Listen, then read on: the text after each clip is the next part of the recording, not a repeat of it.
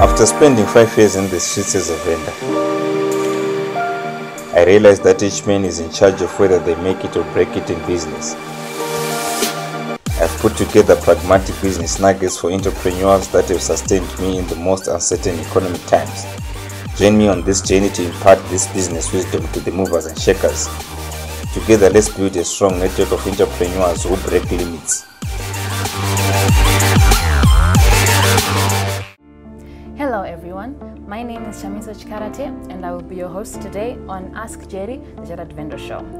Today I am sitting with Jerry, the vendor who became a CEO of a multinational company. How did that happen, Jerry? Talk to us. Okay, I'm super excited, Shamiso, to have you on the show. This is Ask Jerry, the Jarrad Vendor. A multinational company. I don't believe that we're that close. We're still very far from that. But anyway, it just happened that when you are persistent, when you're eager to go, when you want to have the results, I think something can happen in your life. I believe that we are still very far. We're still at the foundation level. We're starting to put the bridge. Oh, a good foundation is very important. Yes, a good foundation is very, very important because you can't build a house on a bad foundation.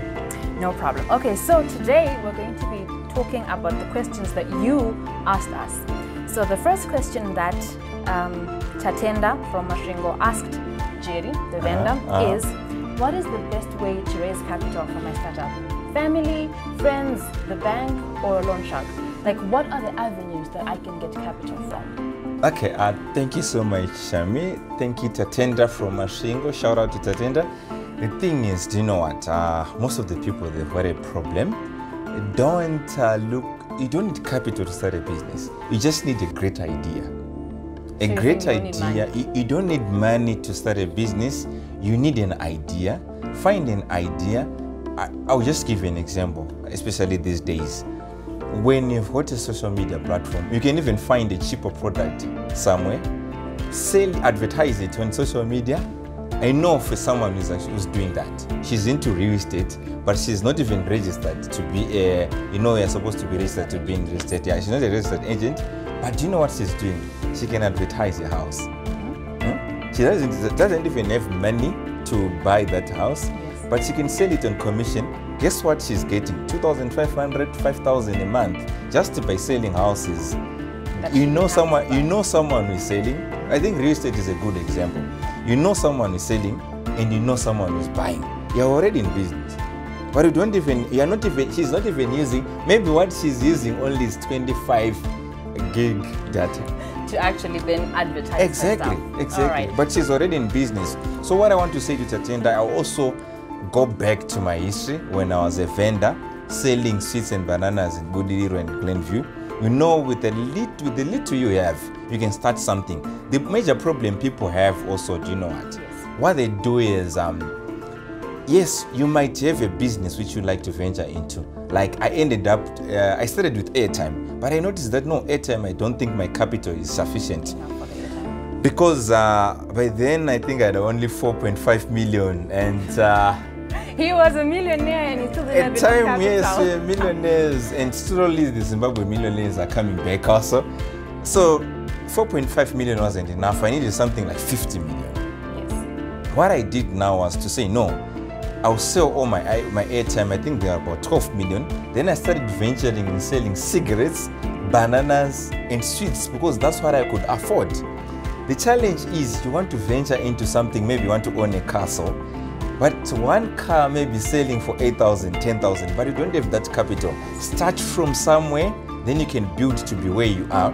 Because I did sweets, I did cigarettes, I did bananas, but I went back to actually do started selling airtime again when I had sufficient capital.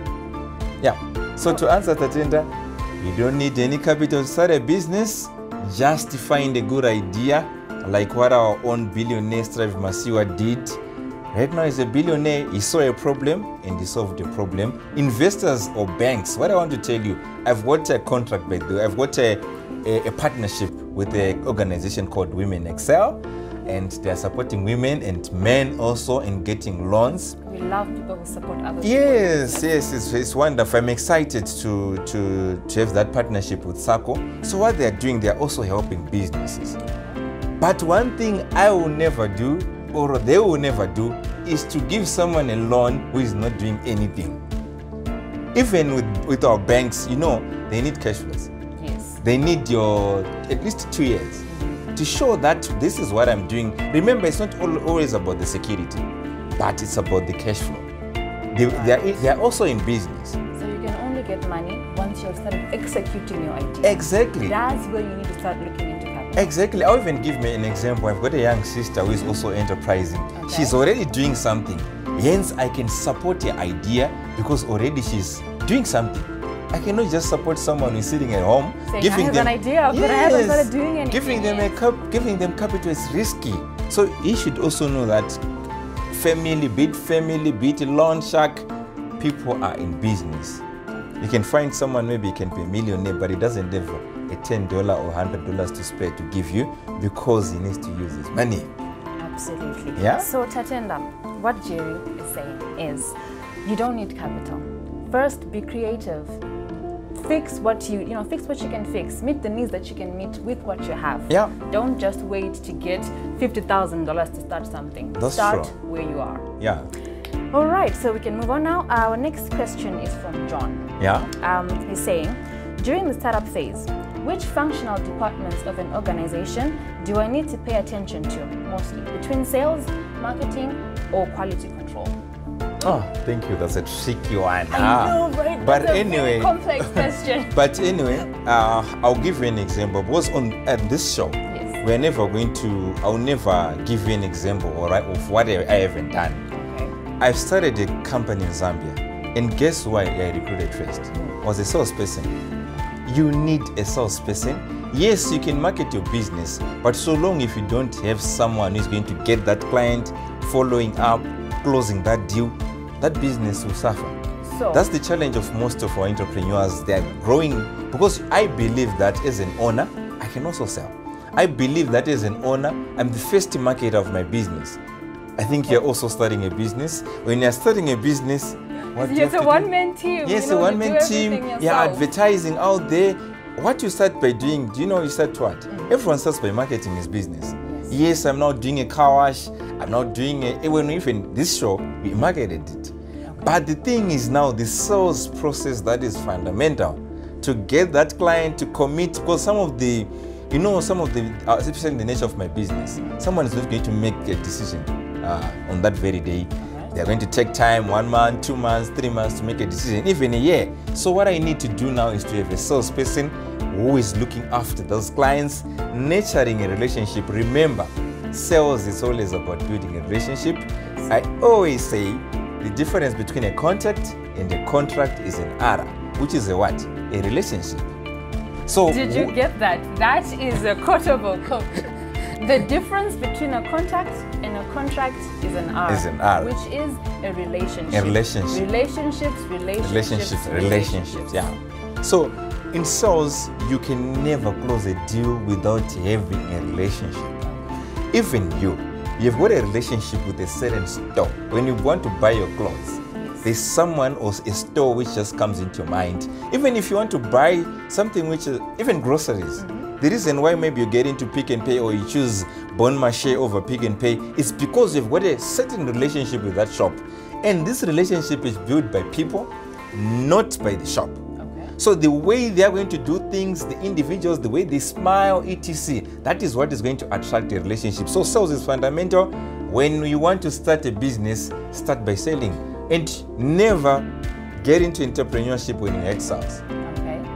But sales are important. I get that. Yeah. But what about the quality part? You have a great salesperson and then we turn around and we find out that you have a terrible product. That's a good question, Sammy. You are never going to get, how are you going to get to quality when you don't have a client or if you don't have a customer? I'm always happy, and the first thing which I want to tell these guys is, even at M&J, I like complaints. I like customers who are giving me feedback. It means those people, they are vital for your business. They still want to do business with us. So that feedback is very important. The customer is complaining. I'm worried if I finish a whole week, then there's no one who's actually even complaining about our quality. It means we're never going to change. or it means someone is just going to take that business and give it to someone without giving you feedback. So we are never going to get to quality without a customer. Okay. So the first person you're supposed to get is a customer, then you cannot get the complaints. Right. I still remember reading of one of the Jeffrey Fox book.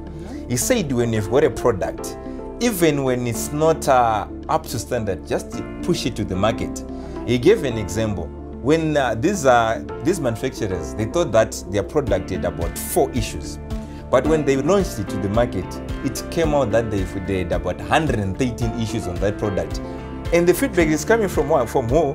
The customers. All right. Yeah. So it's better to get complaints from a customer because that means they at least value the relationship enough to want to continue it. Exactly. Nike, they say just do it. Start.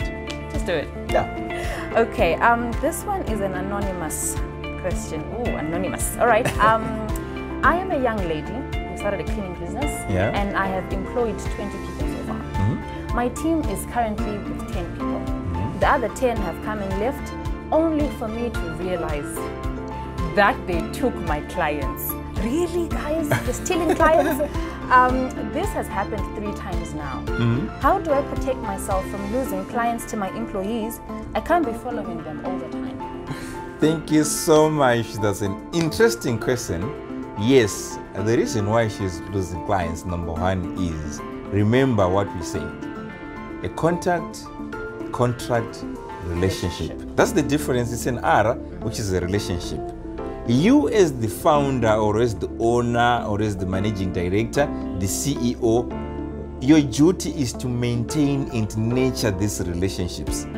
The reason why you lose a client to one of your employees is because that employee is the one who is now having a relationship with that client. So you lose. Yeah, you're on this pedestal, you're unreachable to clients. Exactly. And the people who are with them. Don't be too big for your clients. Remember, we are in a customer's business. These are our kings and queens. Yes. So when you don't have a customer, you're out of business. Whether even if a big CEO, your duty every day is to look after the customers. So my main duty even in my company is to visit clients. And most of the people, they want to be bossy. You want customers who always visit you. Go to the customers, find out their problems, solve their problems. Then they believe in you. They now believe in your company. That's the first solution which I want to give you. All right. Then the second solution is most of the companies or most of these small companies, what we are doing, we are forgetting about our brand. The reason why it's going to be very, very difficult for someone to compete against the Chicken Inn is because these guys have built a brand. It's not because they have got quality chips, they've got quality chicken. That is actually more expensive than, you can even cook better chicken and chips than them, maybe. But, better than Chicken Inn. Yeah, but the issue now is because all the kids, all the people are going there, they are being attracted by what? By the brand. And this brand, it has taken them years. Every day they're investing in their brand.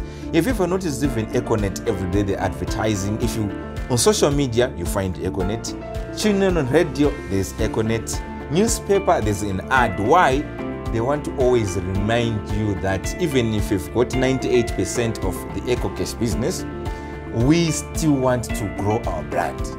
So small players, what we forget now, we don't build the brand. It's not supposed to be about Jerry. It's supposed to be about the company. People should have confidence to deal with my people without even dealing with me. It means now we have got a brand.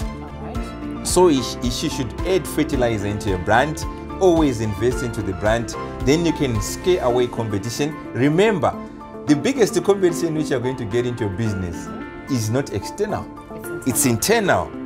Trust me, it happened to me. When I also started M&J in 2015, I recruited 2 people.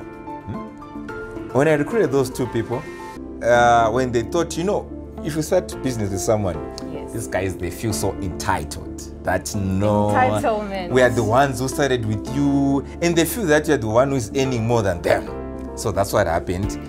These guys left same week. The other one on Sunday, the other one on Saturday. That's how they did it. And they started their own businesses. Together? No, separately. But the reason why I managed to maintain all my clients is because people had connection with me and they knew that this is the guy who was behind the brand. So they remained loyal to the company. We never lost any client. Those, I think we lost about 1 or 2, they later came back to us. Because why? They knew that these guys were good because of the brand. So what you want is you want your customers to be loyal to your brand, not to a specific salesperson. Not even me also. Okay. Because there is the danger is, if someone is loyal to me, what is going to happen? If I die today, the brand is over. Yes. It's over. Do we even know the owners of Insco? We don't even know them. But they're not even out there, but look at their brand. Okay, Zimbabwe, who is owning Okay? Who is the major shareholder in Okay? No one knows, no one cares also. Because what they want is just the brand to provide what is supposed to be in the temple. all right. So, when it comes to situations like this, there is something that everybody tries to just kind of skim over. Yeah? And this is, why are your employees leaving the company? Yeah. It's also an important aspect to look at, what causes employees to leave a company, because your staff turnover rate is 50%. You have lost half of your staff, and this has happened 3 times in a row. What could be causing such a problem? That's an interesting one. Okay. Yes. Turnover is not bad. So long if you are removing bad people. If you are keeping bad people in your company, it means you're going sooner or later you're going to be out of business. So I've got a different opinion towards staff So turnover. you're happy with staff So long if my sales turnover is growing, I will be happy. I always say to my HR, so long if you are increasing the sales revenue, we should fire more people, or more people should leave our system. Okay. I'll give you an example, Shami. Yes. Chelsea Football Club. Which football club do you like? I only watch soccer when it's World Cup. Okay, when it's World Cup. When it's World Cup. Okay, fine. I'll give you an example. Right. Let's say Manchester City. Okay. Manchester City is one of the best football clubs in the world. Yes. It's Manchester City which is the best football club. It's not a footballer who is going to say, I'm now in Manchester City I've been playing for Manchester City in 10 years. I'll give you an example. I think in 2018, 2019, with the likes of Yaya Toure, Sergio Aguero, but right now they've got new players altogether, but they're still performing at that same level. You know why I like about English Premier League or these competitive European soccer leagues? What they usually do, if you're no longer performing, even when you're a star, you're a Cristiano or Messi, you go to the bench. Because why? You're no longer performing. Yes. If you're no longer performing to the standards of the club, they sell you to other team. That is what you are supposed also to do as entrepreneurs. Yes, if Shami is no longer performing, I'll sell her to another team. Maybe she's going to perform better because of the culture which is there. Right. So I believe that turnover is not bad so long if the bad people are leaving. But if you're losing the good people, then you've got questions to answer. Keep your cream, that's the cream. The good people are supposed to remain with you. The bad people are supposed to leave. All right. No, that's all right. When someone is lame, what are you supposed to do? They should leave the organization. That is normal. And what we are supposed to also tell these entrepreneurs is, we are in a business of building. We want to make money. Yes. We want to make profits. We are not building a family. Yes, my daughter, she will remain my daughter even if she becomes naughty. That's my daughter. Yes. But when it's business now, we've got one common interest, which is profit. All right. So to this anonymous young lady, there are 3 things here that we discussed. 1, the relationships. Yeah. Please, entrepreneurs, get off your pedestal and talk to your clients. Yeah. Number 2, brand. The company itself should have a brand that is separate from you, the owner, or even from your salespeople. Yeah. And then number 3, staff turnover is okay as long as sales turnover is increasing. Exactly. Okay, so this one is more about you. Oh, wow. You recently posted.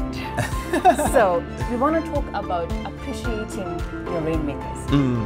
Okay, so you recently bought one of your salespersons a new car for surpassing her targets. Yeah. What people want to know is 1, what's a rainmaker? What makes an employee a rainmaker? Yeah. And then 2, Why something so big? Most employers, they just give you a lunch voucher and a pat on the back, and that's it. But you went above and beyond and got this person a car.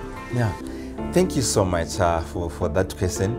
I think, firstly, yes, shout out to Makanaka. I think she's the one that got that. Congratulations. I'll first start with the term rainmaker. We don't want our viewers to get lost. A rainmaker is a term which was given to people who were being productive in the land of Asia. In Asia, that's where the term started from. So it's when a sales person is someone who is bringing rain to the organization, is someone who is bringing money to the organization. I believe that I'm just a founder of M&J. Okay. I'm not the owner of M&J. M&J belongs to the people who are currently working at M&J. I'm also an employee at M&J. So the thing is now, when I see people like Makanaka, those are the people who are working hard. They're the owners of the company. They're the owners of the vision. I will just maybe I've given them a platform to exhibit their talents. And also we want these people, I always say to my people, we want to fill the package. Somewhere on my show, there's a package. I always say, we always point out to the package and say, we need everyone to have a car. All right. It's raining right now. There's a cyclone. I don't want my people to they are busy with work. They're supposed to be only stressed with productivity, not to be stressed by moving around. They want to go to Copacabana, Market Square, getting wet, etc. So I always say to them, at least everyone should have a car. And if I die before achieving that, I think I'll be a failure. I need everyone to have a car. Even my janitor, even my chef, those people are supposed to have cars. Cars supposed to be a basic commodity to everyone. Number one. Number two, I always say to them, we need to have our own mountain. Yes, maybe like Shishawasha use. Then it's now M&J mountain. M&J use. Okay. Yes. Maybe we are now staying there together as a family. When we are going to work, we can even work whilst we're at home, because why? We are now rich as a company. We are now, the people are supposed to be rich. Because I cannot be happy whilst I'm the only one who is getting richer. If at least I've got 2 houses, one of my senior employees should have a house. Not for me only to be enjoying whilst all these guys are suffering. That's not my policy. I believe in giving these people opportunities. They need to grow. They need to know that this economy also can. We always say we want to create our own economy. Yes. We are not supposed to create an economy which depends on the country economy or the African economy. We want to create our own economy at M&J. So this is part of creation of our own economy. And the salespeople always train every day. They train hard. They work hard. They face rejection every day. So it's going to be very difficult. All right. Thank you very much for that. For now, we'll take a short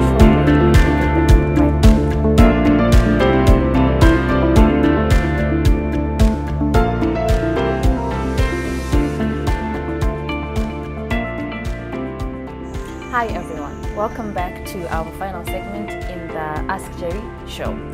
We're just going to round up the talk about valuing the employees that are bringing in money into the organization. Jerry. Yeah, I think the first is Ask Jerry, the chartered vendor. We are vendors. Yeah, she's also a vendor. Anyway, that's okay. Anyway, anyone is a vendor. If you're selling something, a vendor. Shout out to all the vendors out there in Zimbabwe, in Zambia, in the whole African country. So the thing is, I don't even like to call someone an employee. Okay. Because I believe we are employers. Yes, I've employed my first employee. I'll give you an example. Let's say Makanaka. If she's going to grow our business, let's say she's going to double our revenue this year, we're going to have an opportunity to also recruit many people. Who is now recruiting? It's not me. It's no longer you. It's the one. She's the one who is recruiting. Let's say, maybe someone who is working for my division in M&J Consultants, busy doing accounting, bookkeeping. When he provides good quality to the client, what is going to happen to that client? They're going to give us more business. They are going to also refer us to other clients. So who is now employing, if we are going to have an additional person who is now needed to do bookkeeping, who is now needed to do the softwares, who is employing? It's no longer me. They are the ones who are employing. So M&J is a team of employers. Okay. We are a team of employers. We believe that everyone has got a right, or everyone can employ someone. Employees, employees, I always, when I just hear a term called employee, what comes into my mind is someone who is watching the clock to see what is the time to go home. 8 to 5 guy, the person who is always happy to receive a salary without even giving the work. Yes. And someone who is lazy, someone who is running away from work. That's an employee to me. So I've never called someone an employee here. Right. I call them employers. All right. Yeah. They are employers. They are employers. They are also part of the vision of M&J. They've bought into it. They are now bringing others into that vision, and it keeps growing. Exactly. And I believe those who are here and those who left, at one point they were employers. Right. And shout out to those who left M&J. Big up to you guys. You participated in the vision. Yes. All right. So now, I think this is a segment that almost everybody is waiting for. Yeah. This is the final part of our show, and it's called Insight into Jerry. No. This is when we look into the mind and find out what made Jerry the chartered vendor. The chartered vendor, yeah. So today, a common theme in your book, The Chartered Vendor, which you should totally buy, it's available, and you should come and buy it at M&J Bard House, 4th floor. Is persistence. Persistence, yeah. Persistence. Talk to us about persistence. What is it to you, and how would you want other people to be persistent? Yeah, persistence is very key, Shami. When you see you can be talented, you can be lucky, that's okay. But so long if you're not persistent, you're not ready to do that same thing each and every day, getting out, doing that same boring thing. Yes. I'll compare it to someone who's going to the gym for the first time. When you go to the gym for the first time, what happens to your muscles? Or when you run just jogging for the first time, you never go back. But if you you start to just pay attention to your muscles, you're never going to go back again to the gym. Even this is January. Yes. Most of the people, they even wrote on their New plans. Year's Day. Oh, I'm going to the gym this year. But everyone noticed the first week of January, everyone is in the gym. The second week, they disappear. Why? Because we are not persistent. Okay. Persistence is when you are supposed to wake up at 4 o'clock. Whether you feel like doing it, whether you don't even feel like doing it, just do it. That's persistence. When you don't even feel like going to work, just to wake up, go to work, something will happen at work. You just have to show up. Yes. When you show up, a miracle happens, something just happens. Luck usually happens to people who are exactly, and people who are successful. The people who are always in the market, people who are working hard, they're the ones who get lucky. If you're calling 40 clients, there's no way all the 40 clients are going to reject you. So that's the idea. You need to be persistent. This world is going to reject you. You can be rejected. I've been rejected several times. Yes, the world is very mean. Even in some of my close relatives, when I was a vendor, people used to say to my mother, I think you should take your son back to Atsomba because he's suffering.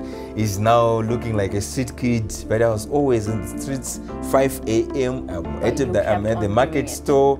I'm selling my donuts. I'm selling my sweets. Each and every day I was there up to 8 p.m. making sure that I'm persistent. I'm doing this same thing each and every day up to the time. In 2009, we were the first ones to, we started using US dollars. If you remember, I think it was in February thereabouts. The current Minister of Finance was Minister Shinamasa, by the way. He introduced the multi-currency. US dollars flooded the markets. Things started, the economy started getting better. Civil servants were given $100. The first people, we were the ones we could only give change. We were the only ones who could give change to the civil servants. Whilst I was a vendor, but I started 2005 with absolutely nothing. But the reason being, I was always in the market. I was persistent. I was just doing this thing each and every day, making sure that you are there, whether the muscles are painful, just go out and work. If you are starting a business, it's never going to be easy. Even all these successful people, to just mention a few, even our own Strive Masiwa, I think at one point Retrofit went under, but he never gave up. Right now he's a billionaire, the only billionaire in Zimbabwe. All right, thank you very much, Jerry. Welcome, As you can see, he has so much insight to give. If you want to learn more, tune in, subscribe to the YouTube channel, follow him on LinkedIn, Facebook, Instagram. His handle is Jerry Nyazungu. And please, please, please subscribe and like this video. Thank you very much. Bye.